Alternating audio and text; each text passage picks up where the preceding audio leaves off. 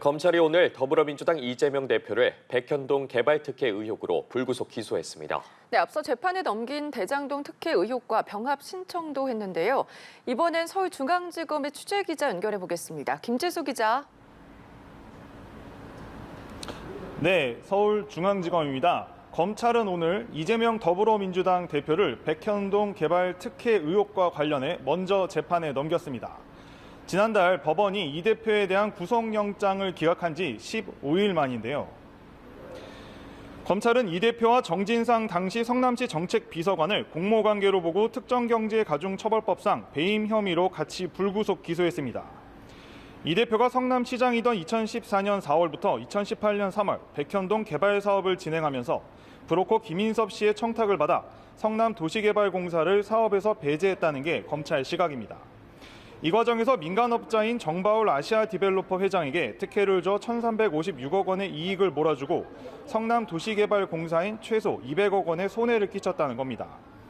검찰은 이 대표가 자신의 성남시장 선거를 도와준 김인섭 씨에게 보답하고자 인허가권을 행사한 권력형 지역 토착 비리 사건으로 보고 있습니다. 특히 검찰은 범행 구조가 유사한 점 등을 고려해 백현동 사건을 지난 6일 첫 정식 재판이 열린 대장동 위례 개발 의혹 사건과 병합해달라고 신청했는데요. 법원은 두 사건의 병합 여부를 따로 검토한 뒤 재판 진행 방식을 결정할 전망입니다. 네, 앞서 구속영장 심사 단계에서 포함됐던 쌍방울그룹 대북 송금 사건과 위증 교사 의혹은 이번 기소 대상에서 빠진 거죠? 네, 맞습니다. 이재명 대표의 구속영장 청구서에 포함됐던 대북 송금 사건 그리고 위증 교사 혐의는 이번 기소에서는 빠졌습니다. 검찰은 이 나머지 혐의들에 대해서는 법리와 보강 수사 등을 필요한지 검토해 본 뒤에 조속히 판단을 내리겠다고 밝혔는데요.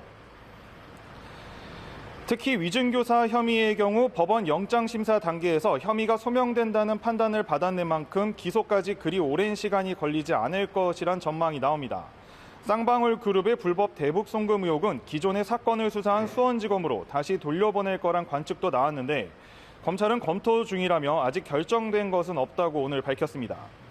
검찰은 따로 떼어내 우선 기소한 백현동 사건은 혐의 입증이 충분하다고 판단했다고 밝혔는데 나머지 혐의들도 순차적으로 불구속 기소할 가능성이 큽니다.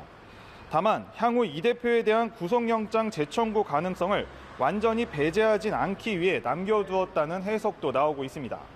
지금까지 서울중앙지검에서 연합뉴스TV 김지수입니다.